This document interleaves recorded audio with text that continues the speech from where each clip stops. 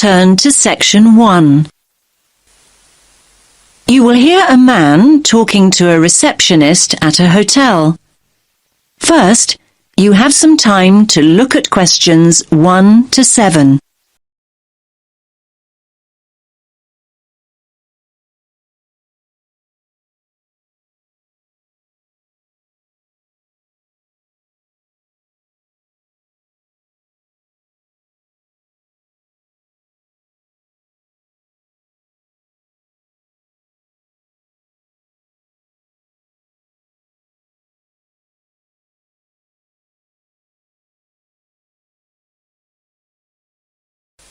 Listen carefully to the first part of the conversation and answer questions 1 to 7.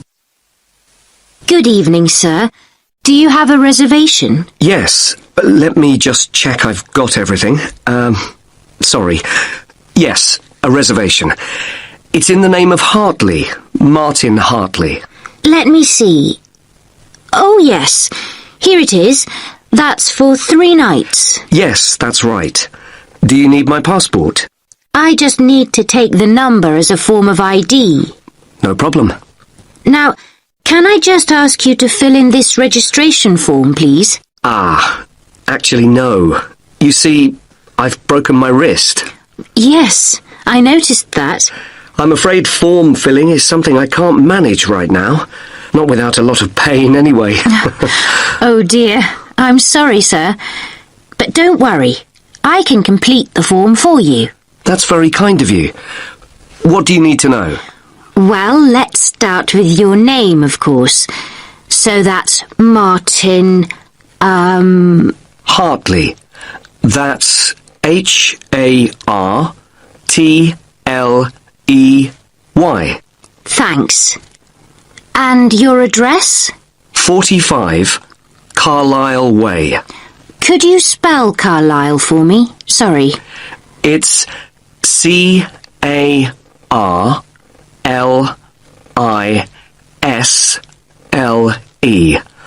You don't pronounce the S. Carlisle Way. And that's in Lewes. Lewes. And is there a state? I don't think you have states in the UK. No, we have counties. It's East Sussex. Sussex is with double S. The postcode is LW4 6AU. Do you want my phone number? Actually, no. We contact people by email now. Ah, yes. And send me lots of advertising too, I suppose. My email is hartleynitram@yahoo.co.uk. Sorry. A bit slower, please. Hartley, my surname, then Martin backwards, NITRAM. That's all one word. And all lowercase? That's right. No capitals. At yahoo.co.uk. Thank you very much, Mr. Hartley. And could you give me your passport now, please? Thanks. You can have that back now. And that's for 3 nights, so checking out on Sunday morning? OK, you're in room 16. That's on the first floor, overlooking the courtyard. Here's your key. Would you like somebody to take your bag? Now you have some time to look at questions 8 to 10.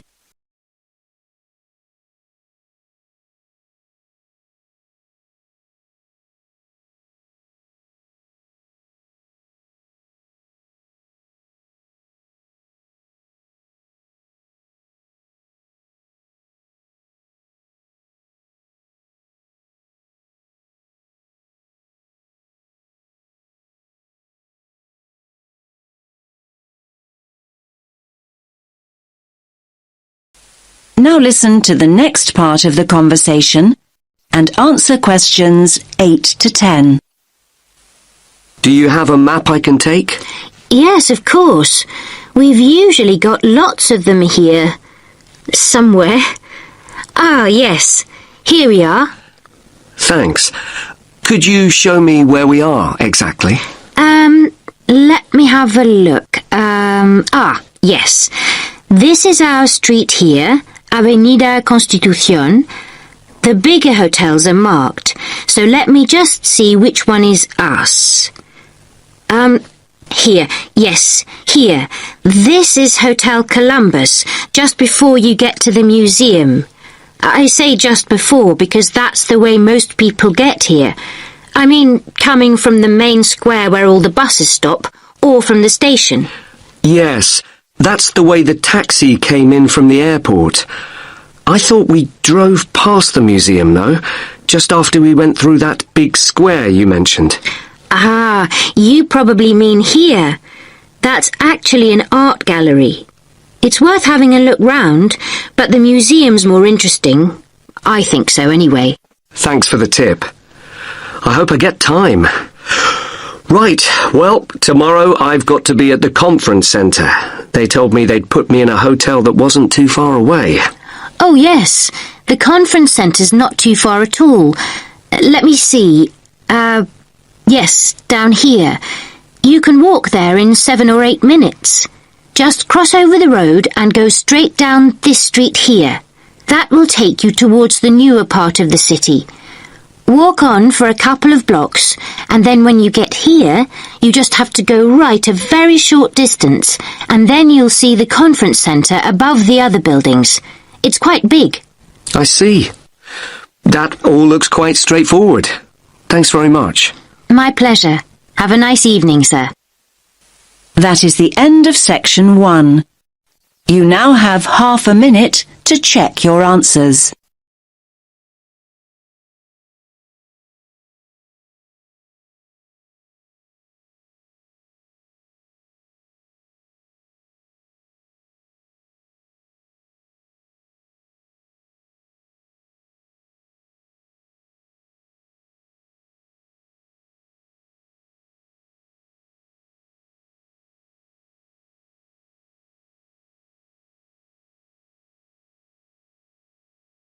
Now turns to part 2.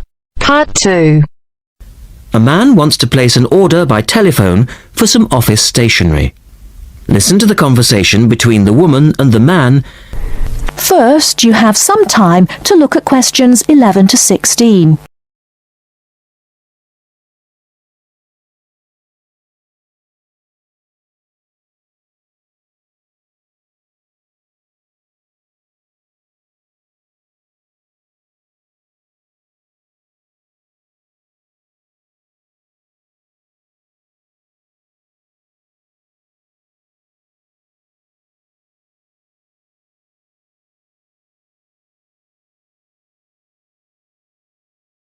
Now, listen carefully and answer questions 11 to 16.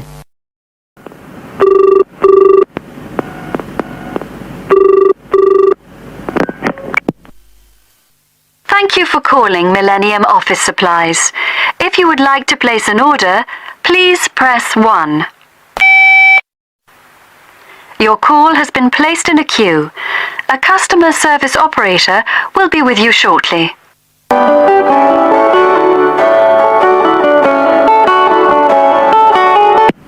Gina speaking. How can I help you? Oh, hello. I'd like to order some stationery, please. And who am I speaking to? John Carter. Right. Can I just confirm your account number and the name of your company, John? Sure.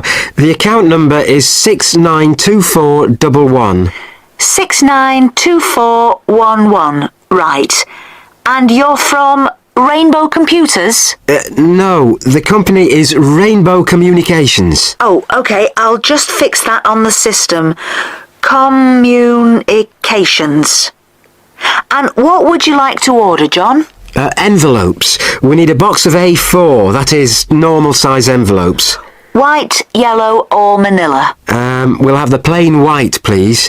But the ones with the little windows. Okay. 1 box, A4, white. Just the 1 box, was it? On second thoughts, make that 2 boxes. We go through heaps of envelopes. As a matter of interest, are they made from recycled paper? No, you can't get white recycled paper. The recycled ones are grey, and they're more expensive, actually. Right, we'll stick to white then. Something else, John? Yes, we need some coloured photocopy paper. What colours do you have? We've got purple, light blue, blue, light green, whatever you want, pretty much. There are 500 sheets to the pack. Let's see. We're going to need a lot of blue paper for our new price lists. So can you give us 10 packs, please? Make sure it's the light blue, though. 10 packs of the light blue. The woman asks the man if he needs anything else. Before you hear the rest of the talk, you have some time to look at questions 17 to 20.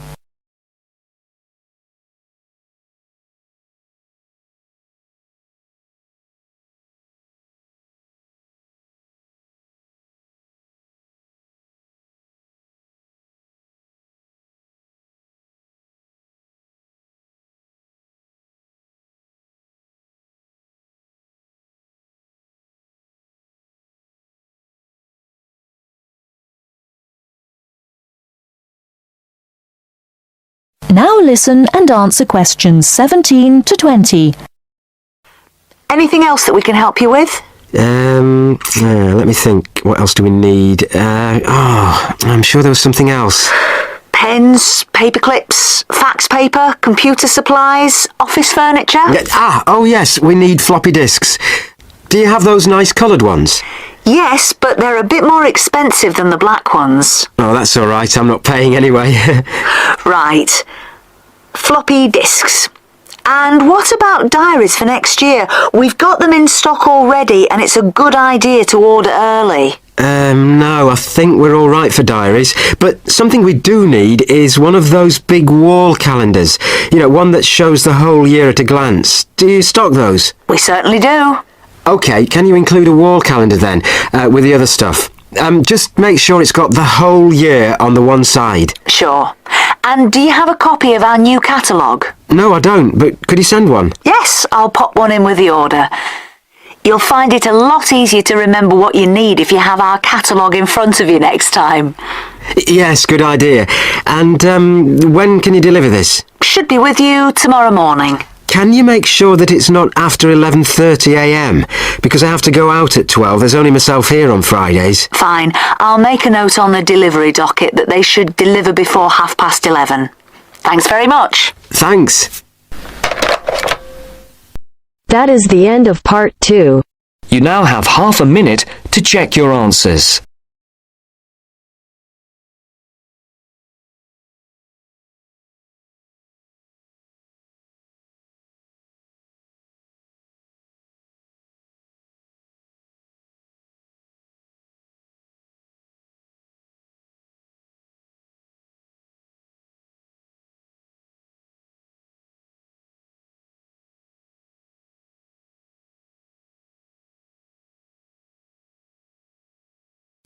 Now turn to section 3.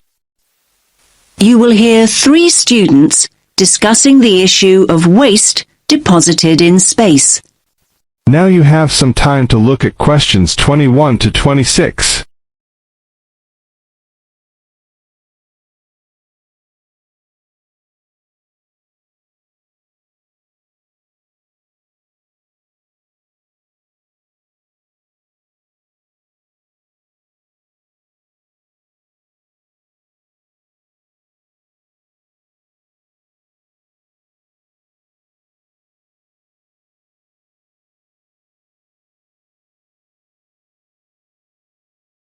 Listen carefully to the first part of the discussion and answer questions 21 to 26. Hey, did you manage to go to the talk by Dr. Chadwick this morning, Andy? I was there. What happened to you, Sam? My bike had a puncture. Seriously. Anyway, Ruth, I bet you took some notes. Can you fill me in? Sure. It was all about space junk. Really interesting, actually. I mean, I knew about how much rubbish humans are dumping here on planet Earth, but I had no idea how much junk there is flying around in space. Did you know that there are literally millions of pieces of rubbish orbiting the Earth as we speak? Not until now, I didn't. They reckon that around 100 tons of very small objects, like mainly dust, drops on Earth every single day. Yes, that's what she said. I thought space junk was all man-made. I can't believe they know so accurately how much is actually out there. Do they track and monitor it all the time? Yeah, they do. According to the talk, there are nearly 25,000 objects, larger than 10 centimetres in diameter, now orbiting the Earth. And what does all this space junk consist of? Isn't it all discarded parts of rockets that were either broken or left behind after space missions, like Apollo and all those spacecraft from years ago? Well, yes, but not only that. All other kinds of debris that we've dumped in space too. Anything from dead satellites to loose metal screws. There are even tiny particles of paint and liquid coolant. So who is to blame for depositing all this rubbish? Where does it come from? Well, I knew you were going to ask me that, Sam, so hang on. You can take some of my notes if you like. Thanks a lot. That's really helpful. Here, look. Over a third, 37% to be exact, comes from Russia, but other countries are close behind. Another third, well, just under actually, 29% is from America, and then 28% is from China. Yes, but other countries, like India, are adding to the rubbish pile. And don't forget the European Space Agency also has spacecraft in orbit. That's true.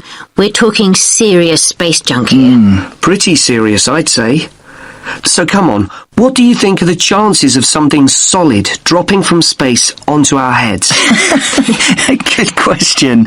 Everyone asked that. Dr. Chadwick said at least one piece of junk falls to Earth every single day. But look at it this way. Earth is a pretty big place, so actually the statistical chances of being hit are extremely low.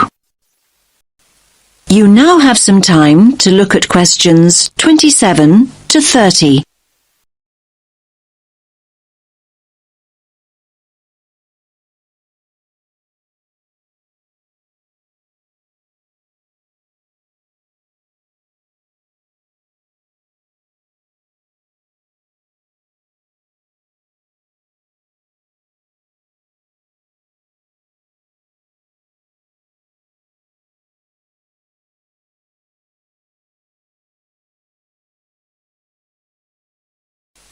Now listen to the rest of the discussion and answer questions 27 to 30. So are you saying I'm more likely to win the lottery? Well, just think about it.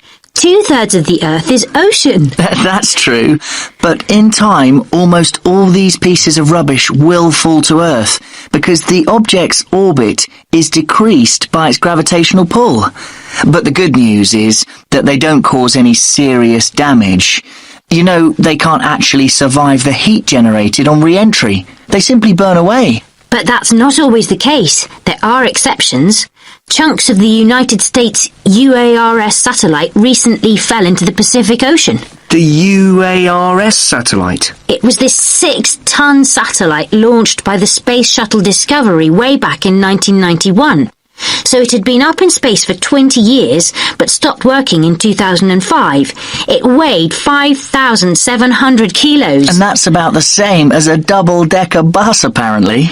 And, I've just checked my notes. Here it is, yes. The largest of these great big chunks that fell into the sea weighed about 158 kilograms. Think of the weight of an adult gorilla, Sam, and you get the picture. A nice soft landing, then. Dr. Chadwick said, imagine a couple of washing machines tied together and travelling at 100 miles per hour, and you'll get an idea. Oh, and do you remember Skylab? That was another US space station, and it fell to Earth at least 3 decades ago, in 1979. It fell into the Indian Ocean and the deserts of Western Australia. According to what I wrote down, that particular space junk weighed 100 tons. And let's not forget Mir, the Russian space station. Mir weighed 135 tons, far, far larger than UARS, and it fell to Earth in 2001. It plunged straight into the South Pacific. All very interesting. Listen, I've got some junk of my own to sort out. My bike. That's the second puncture this week. Come on, I'll help you fix it. That is the end of section 3. You now have half a minute to check your answers.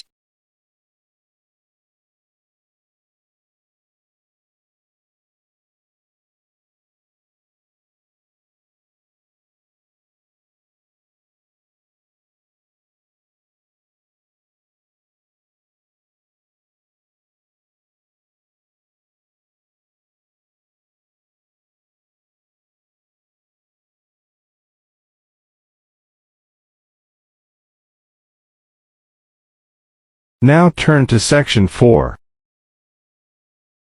Section 4. You are going to hear a lecture on fishing. First, look at questions 31 to 36.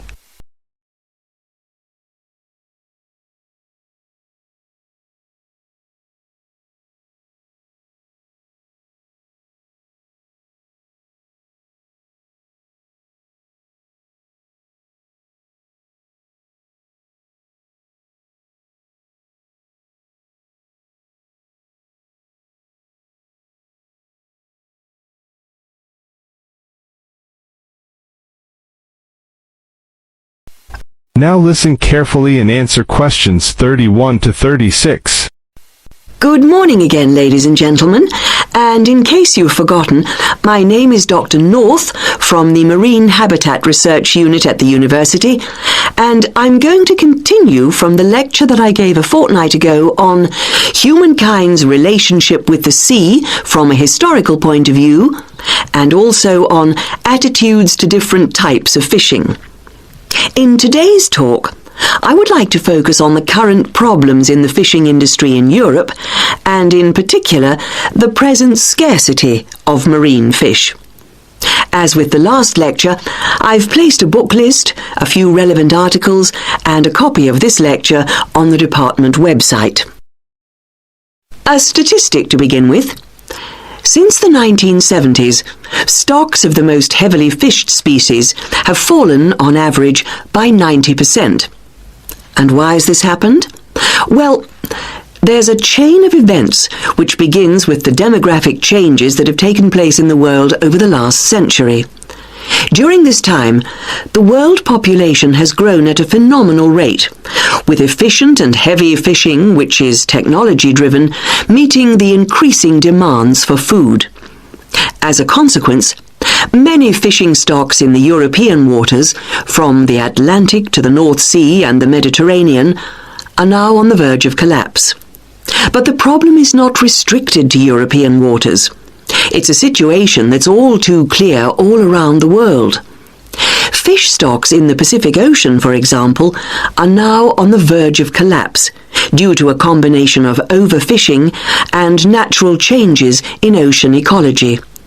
And there's another reason behind the increased demand for fish, and that is the changes in the eating patterns of different countries.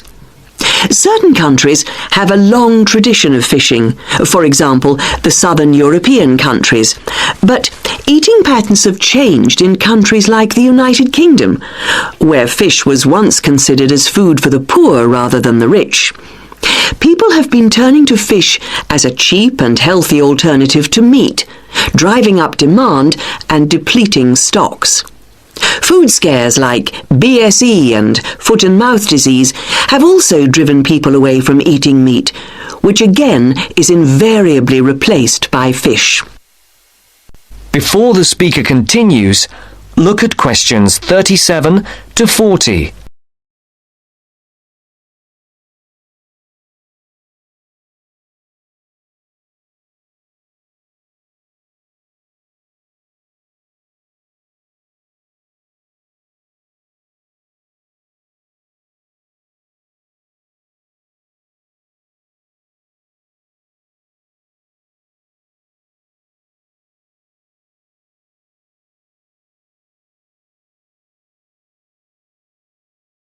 Now listen carefully and answer questions 37 to 40.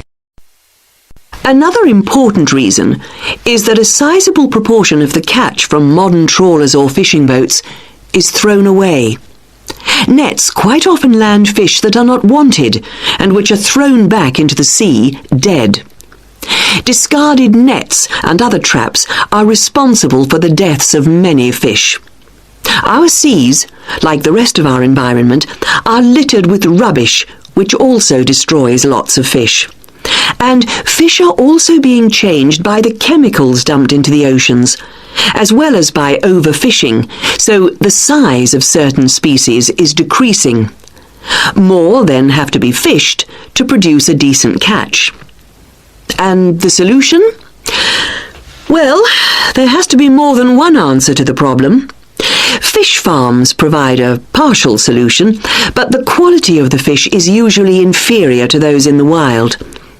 Reducing the amount of fish that any one trawler or fishing boat is allowed to land is the most effective, but also the most unpopular measure. Countries in Europe like Spain rely heavily on fishing and are naturally against any step which restricts their catch. But if the depletion of fishing stocks continues, there will be no fish left to fish. Take the disappearance of cod from the Great Banks off Newfoundland, which was once the richest cod fishing area in the Atlantic. After a dramatic fall in the cod population for some unknown reason, a ban was imposed, which, it was hoped, would lead to a repopulation of the cod stocks. The cod did not return, and many fishermen were put out of work. This is a scenario which we do not want to be repeated on a large scale. Now, if you look at this table on the screen, you can see where I've marked... That's the end of section 4. You now have half a minute to check your answers.